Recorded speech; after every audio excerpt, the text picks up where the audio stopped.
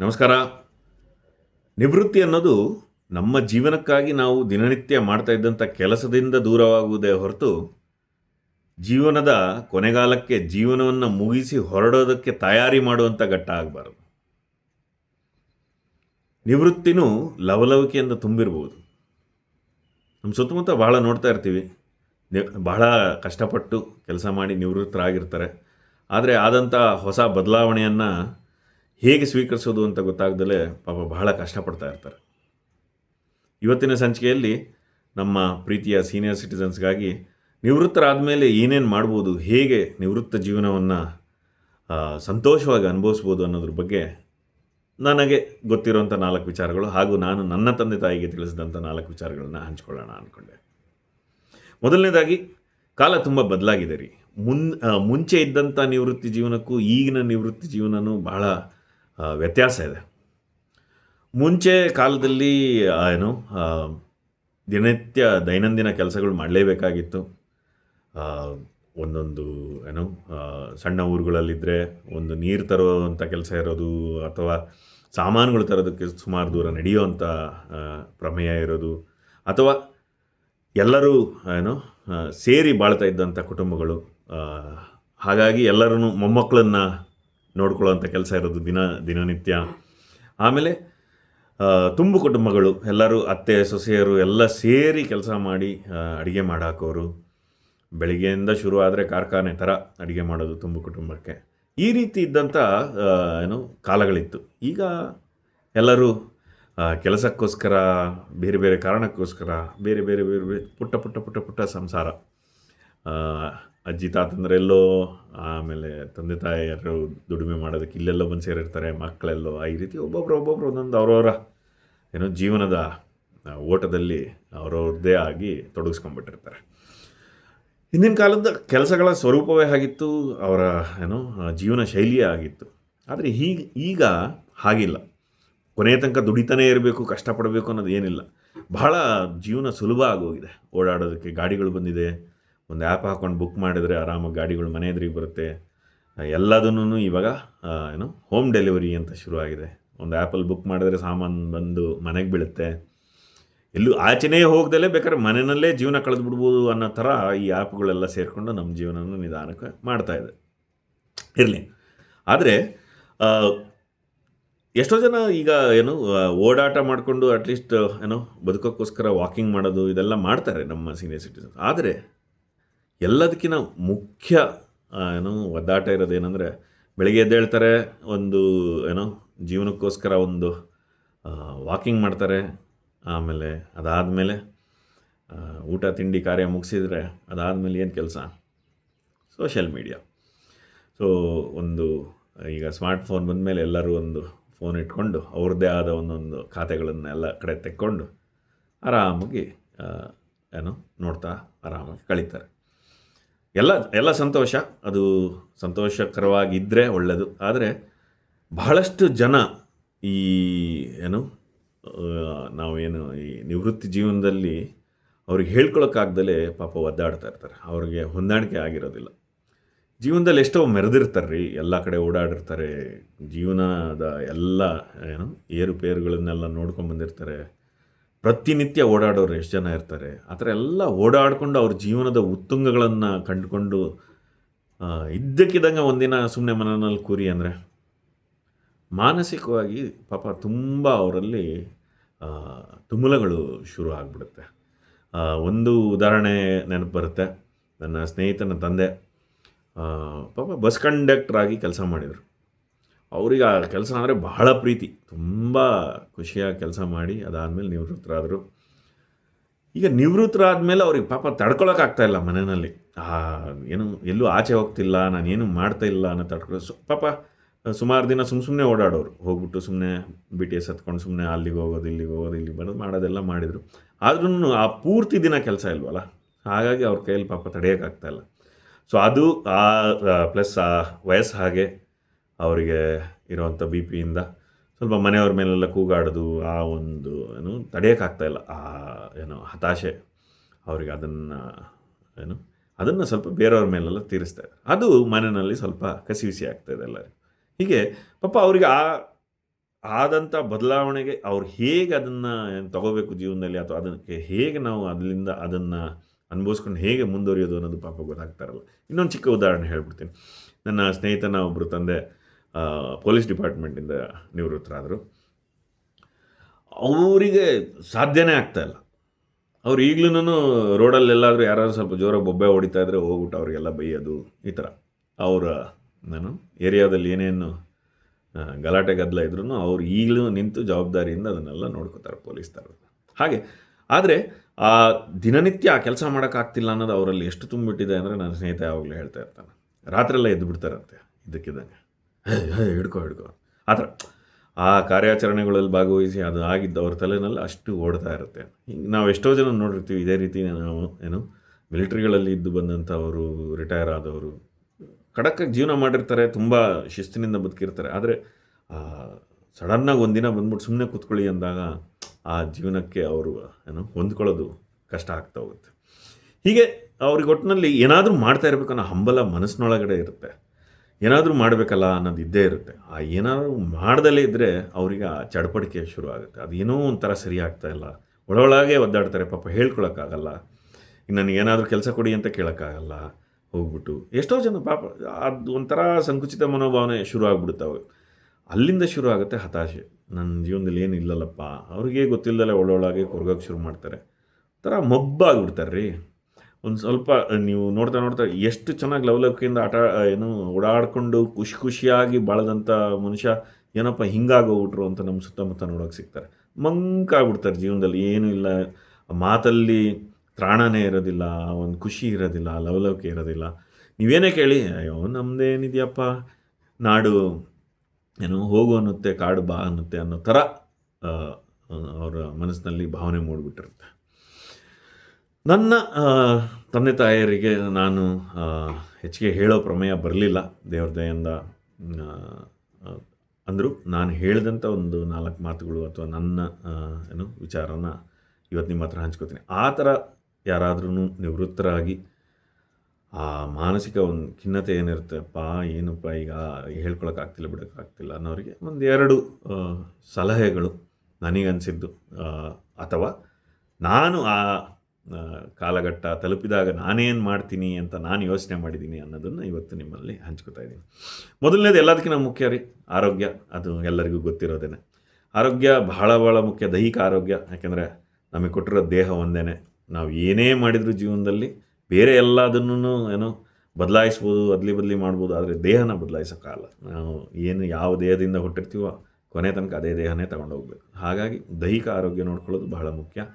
ಭಾಳಷ್ಟು senior citizens ಇದನ್ನು ಮಾಡ್ತಾರೆ. ಆದ್ರೂ ಬಹಳ ಒಳ್ಳೆಯದಂದರೆ ಯೋಗ. ನಮಗೆ ಆ ಒಂದು ವಯಸ್ಸಿನಲ್ಲಿ ಯೋಗ ಬಹಳ ಉಪಯುಕ್ತ.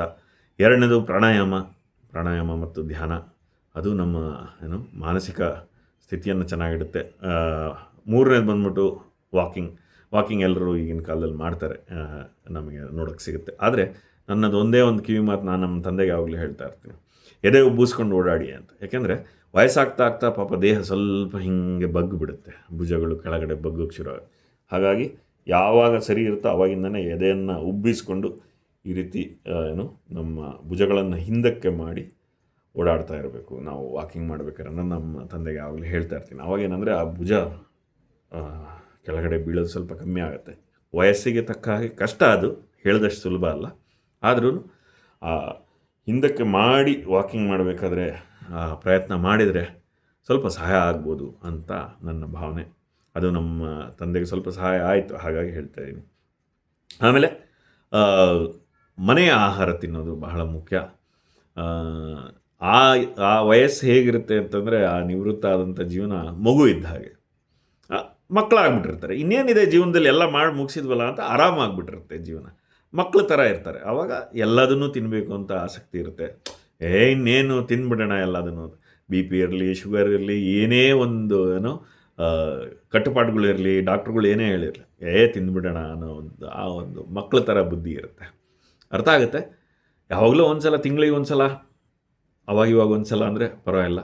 ಆದರೆ ದಿನನಿತ್ಯ ಮನೆಯ ಆಹಾರ ತಿನ್ನೋದು ಉಪಯುಕ್ತ.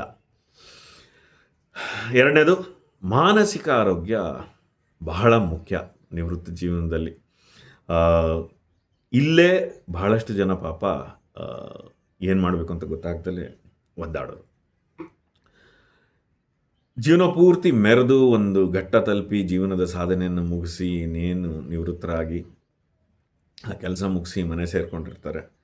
ಆವಾಗ ಏನು ಕೆಲಸ ಇಲ್ಲಲ್ಲಪ್ಪ ಅನ್ನೋದು ಒಂದು ಕಡೆ ಆದರೆ, ಇನ್ನೊಂದು ಕಡೆ ಮಕ್ಕಳುಗಳು ಮೊಮ್ಮಕ್ಕಳುಗಳು ಅವ್ರದ್ದೇ ಆದ ದಿನನಿತ್ಯ ಅವ್ರದ್ದೇ ದಿನಚರಿ ಇರುತ್ತೆ, ಅವ್ರದ್ದೇ ಓಡ್ತಾ ಇರುತ್ತೆ ಜೀವನ.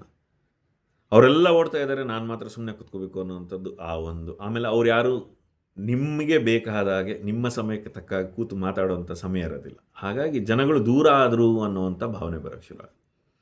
ಇಂಥ ಸಮಯದಲ್ಲಿ ನಾನು ಹೇಳೋದು ಒಂದೇ, ನನ್ನ ಜೀವನದಲ್ಲಿ ನಾನು ಯೋಚನೆ ಮಾಡಿ ಕಲ್ತಿರೋಂಥ ಪಾಠ ಒಂದೇ: ನಮ್ಮನ್ನು ನಾವು ಯಾವಾಗಲೂ ಯಾವುದಾರ ಒಂದು ಸವಾಲಿನ ಕಡೆಗೆ ತೊಡಗಿಸ್ಕೋಬೇಕು, ಯಾವುದಾದ್ರು ಒಂದು ಗುರಿ ಕಡೆಗೆ ತೊಡಗಿಸ್ಕೋಬೇಕು. ಜೀವನದಲ್ಲಿ ಏನಾದರೂ ಒಂದು ಗುರಿ ಇರಬೇಕು ರೀ. ನಿವೃತ್ತರಾದ್ರಿ ಅಂತ ಹೇಳ್ಬಿಟ್ಟು ನಾವು ಆಯಿತು ಆ ಕೆಲಸ ಮುಗೀತು ಅನ್ನೋದು ಒಂದೇ ಹೊರತು ನಮಗೇನು ಗುರಿ ಇರಬಾರ್ದು ಅಂತೇನಿಲ್ವಲ್ಲ. ಬೇಕಾದಷ್ಟು ವಿಷಯ ಮಾಡ್ಬೋದು ರೀ ಜೀವನದಲ್ಲಿ. ಈವನ್ ನಿವೃತ್ತರಾದ್ಮೇಲೂ ಈಗಿನ ಕಾಲದಲ್ಲೂ ಬೇಕಾದಷ್ಟು ವಿಷಯಗಳನ್ನು ನಾವು ಗುರಿಯನ್ನಾಗಿಟ್ಟುಕೊಂಡು ಅದ್ರ ಕಡೆಗೆ ಪ್ರತಿನಿತ್ಯ ದುಡಿಮೆ ಮಾಡೋದನ್ನು ಕಲ್ತ್ಕೋಬೋದು.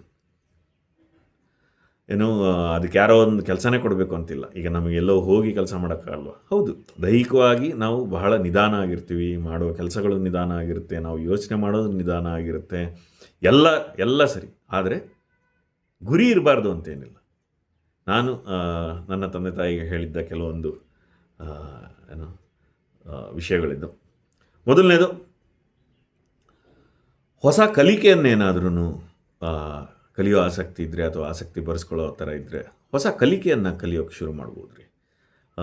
ಉದಾಹರಣೆಗಳು, ಏನಾದರೂ ಒಂದು ಹೊಸ ಮ್ಯೂಸಿಕ್ ಇನ್ಸ್ಟ್ರೂಮೆಂಟ್ ಕಲಿಬೇಕು ಅಂತಿದ್ರೆ, ಜೀವನದಲ್ಲಿ ಯಾವತ್ತೂ ಏನೋ ಸಂಗೀತ ಕಲಿಬೇಕು ಅಂತಿರುತ್ತೆ, ಹಾಡೋದು ಕಲಿಬೇಕಂತಿರುತ್ತೆ ಕೆಲವರಿಗೆ, ಅಥವಾ ಏನೋ ಒಂದು ಹವ್ಯಾಸಗಳು, ಈ ಪೇಂಟಿಂಗ್ ಇರ್ಬೋದು ಅಥವಾ ಒಂದು ಸ್ಕೆಚಿಂಗ್ ಇರ್ಬೋದು, ಈ ರೀತಿ ಯಾವುದೇ ಹವ್ಯಾಸಗಳಿದ್ದರೆ ಅದನ್ನು ಈಗ ನೀವು ಏನಂದರೆ ಸ್ವಲ್ಪ ಆಸಕ್ತಿ ಕೊಟ್ಟು ಪಾಠದ ರೀತಿ ಸ್ವಲ್ಪ ಕ್ಲಾಸ್ಗಳಿಗೆ ಹೋಗಿ ಸೀರಿಯಸ್ಸಾಗಿ ಕಲಿಬೋದು. ಇವಾಗಲೂ ಕಲಿಬಾರ್ದಂತೇನಿಲ್ಲ. ನಿಮ್ಮ ನಿವೃತ್ತಿ ಆದ ತಕ್ಷಣ ನಿಮ್ಮ ಆಸಕ್ತಿಗಳೇನಿತ್ತು ಅದನ್ನು ಸ್ವಲ್ಪ ಕೆದಕಿ ನೋಡಿ, ಹಿಂದೆ ತಿರುಗಿಬಿಟ್ಟು ನೋಡಿದರೆ ನಿಮ್ಗೆ ಏನೇನು ಆಸೆ ಇತ್ತು, ಏನೇನು ಬಗ್ಗೆ ನಿಮಗೆ ಆಸಕ್ತಿ ಇದೆ, ಆ ಥರದ್ದು ಕಲಿಬೋದು. ಆಮೇಲೆ ಬರವಣಿಗೆ ಹೇಗೆ ಬರೀ ನಿಮ್ಮ ಪತ್ರ ಬರೆಯೋದು ಅಥವಾ ಬರೀ ನಿಮ್ಮ ಡೈರಿ ಬರೆಯೋದಲ್ಲ. ನಿಮಗೆ ಬರವಣಿಗೆಯಲ್ಲಿ ಆಸಕ್ತಿ ಇದ್ದರೆ ಪುಸ್ತಕ ಬರೆಯೋದನ್ನು ಕಲೀರಿ, ಪುಸ್ತಕ ಬರೀರಿ. ಹೇಗೆ ಪಬ್ಲಿಷ್ ಮಾಡ್ಬೋದು, ಈಗಿನ ಕಾಲದಲ್ಲಿ ಬೇಕಾದಷ್ಟು ಪ್ರಕಾಶನಗಳಿದೆ. ಅಲ್ಲಿಗೆ ಒಮ್ಮೆ ನೀವು ಕರೆ ಮಾಡಿ ಕೇಳಿದರೆ ಬಹುಶಃ ನಿಮಗೆ ಏನೋ ದಾರಿ ತೋರಿಸ್ಬೋದು. ಜೀವನದಲ್ಲಿ ಅಗಾಧವಾದ ಅನುಭವ ಇರುತ್ತೆ ನಿಮಗೆ. ಆ ಅನುಭವದ ಬಗ್ಗೆ ಬರೆಯೋದನ್ನು ಶುರು ಮಾಡಿ.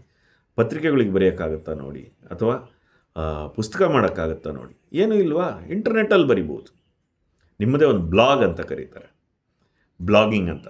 ಬ್ಲಾಗ್ ಮಾಡೋದನ್ನು ಶುರು ಮಾಡ್ಬೋದು. ಏನಿಲ್ಲ, ನಿಮಗೇನು ನಿಮ್ಮ ಅನುಭವ ಇದೆ ಅದನ್ನು ಒಂದು ಚಿಕ್ಕದಾಗಿ ನಿಮ್ಮ ಅನುಭವಕ್ಕೆ ತಕ್ಕ ಹಾಗೆ ಬರೀರಿ. ಅಥವಾ ಬರೆಯೋದನ್ನು ಕಲಿಯೋದಕ್ಕೆ ದಾರಿಗಳಿದೆ. ಏನೋ ಸ್ಕ್ರಿಪ್ಟ್ ರೈಟಿಂಗ್ ಬೇಕಾದರೆ ಬರಿಬೋದು, ಸಿನಿಮಾಗಳಿಗೆ ಬರಿಬೋದು, ಅಥವಾ ಒಂದು ಚಿಕ್ಕ ಆರ್ಟಿಕಲ್ ಥರ ಬರಿಬೋದು. ಈ ಥರ ಬೇಕಾದಷ್ಟು ರೀತಿ ಬರೆಯೋದನ್ನು ಕಲಿಯೋ ಅವಕಾಶ ಇದೆ. ಅದನ್ನು ಪ್ರೊಫೆಷ್ನಲ್ಲಾಗಿ ಬರೆಯೋದು ಹೇಗೆ ಅನ್ನೋದನ್ನು ಬೇಕಾದ್ರೆ ಕಲ್ತ್ಕೋಬೋದು. ಬರೆಯೋದನ್ನು ಕಲ್ತ್ಕೊಳ್ಳಿ, ನಿಮ್ಮ ಅನುಭವಗಳನ್ನು ಹಂಚ್ಕೊಳ್ಳಿ ಜನರ ಜೊತೆ. ಅದಾಗಲ್ವ, ಇನ್ನು ಯೂಟ್ಯೂಬ್. ಎಲ್ಲರ ಹತ್ರ ಸ್ಮಾರ್ಟ್ಫೋನ್ ಇದೆ. ಸ್ಮಾರ್ಟ್ಫೋನ್ನಲ್ಲಿ ಯೂಟ್ಯೂಬ್ ಚಾನಲ್ ಹೇಗೆ ಮಾಡೋದು ಕಲ್ತ್ಕೊಳ್ಳಿ. ನಿಮಗೆ ಉತ್ಸಾಹ ಇದ್ದು ಆಸಕ್ತಿ ಇದ್ದರೆ ಖಂಡಿತ ಹೇಳ್ಕೊಡ್ಬೋದು. ಬಹಳಷ್ಟು ದಾರಿಗಳಿದೆ. ಆಲ್ರೆಡಿ ನಿಮಗೆ ಬಹಳಷ್ಟು ಚಾನಲ್ಗಳಿವೆ.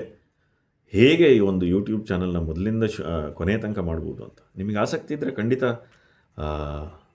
ಬೇಕು ಅಂದರೆ ಬೇಕಾದ್ರೆ ನಾನೇ ಅದನ್ನೊಂದು ಶುರು ಮಾಡಿ ನಮ್ಮ ಸೀನಿಯರ್ ಸಿಟಿಸನ್ಸ್ಗೋಸ್ಕರ ಶುರುವಿನಿಂದ ಕೊನೆಯ ತನಕ ಒಂದು ಯೂಟ್ಯೂಬ್ ಚಾನಲ್ ಹೇಗೆ ಮಾಡ್ಬೋದು ಅನ್ನೋದನ್ನು ಹೇಳ್ಕೊಡ್ಬೋದು. ಎಷ್ಟೋ ಓಡಾಡಿರ್ತೀರ ರೀ ಜೀವನದಲ್ಲಿ. ನಿಮ್ಮ ಅನುಭವವೇ ನಿಮ್ಮ ಶಕ್ತಿ. ಆ ವಯಸ್ಸಿನಲ್ಲಿ ನಿಮ್ಮ ಅನುಭವವೇ ನಿಮ್ಮ ಶಕ್ತಿ. ಆ ಅನುಭವದ ಬಗ್ಗೆ 4 ಜನಕ್ಕೆ ಮಾತಾಡ್ಬಿಟ್ಟು ಹೇಳಿ. ಯೂಟ್ಯೂಬ್ ಮಾಡ್ಬೋದು, ನೀವಿಲ್ಲ ಇನ್ಸ್ಟಾಗ್ರಾಮಲ್ಲಿ ನಿಮ್ಮ ಅನುಭವಗಳನ್ನ ಹಂಚ್ತಾ ಹೋಗ್ಬೋದು. ಬೇಕಾದಷ್ಟು ರೀತಿ ಇದೆ. ಫೇಸ್ಬುಕ್ ಇದೆ, ಅಥವಾ ನಿಮಗೆ ಆವಾಗಲೇ ಹೇಳಿದಾಗ ಬರವಣಿಗೆ ಆರ್ಟಿಕಲ್ ಮಾಡ್ಬೋದು, ಮಾತಾಡ್ಬೋದು.